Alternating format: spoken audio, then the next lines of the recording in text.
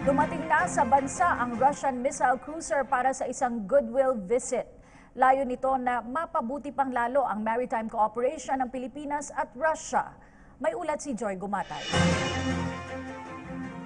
Malugod na sinalubong ng Philippine Navy ang higit kumulang 300 Russian naval officers na dumating sa Pier 15 South Harbor, Manila, lula ng isang Slava-class guided missile cruiser kilala bilang Variant. Ito na ang ikalawang goodwill visit ng bansang Russia sa Pilipinas ngayong 2017.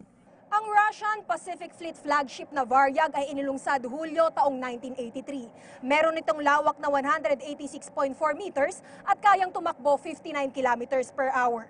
Liban sa anti-ship missiles, meron din itong anti-submarine mortars, fire control radar at navigation radar.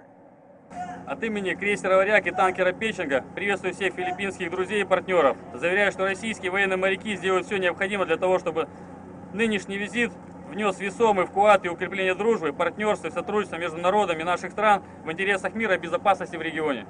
Sa 4-day-long visit, magsasagawa ng iba't ibang aktibidad ang mga Filipino at Russian naval officers para maitaguyod ang kapayapaan at lalong mapabuti ang maritime cooperation ng dalawang bansa.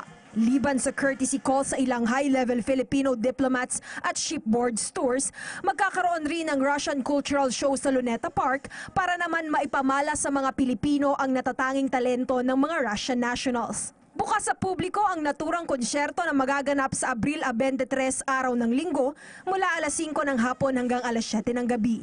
Naniniwala naman si Philippine Navy Captain Leo Miano na magandang oportunidad ang muling pagbisita ng Russian Navy sa bansa para matulungan ang mga Filipino naval officers na mapabuti ang kanilang kakayanan sa paglalayag. This is a training opportunity for us.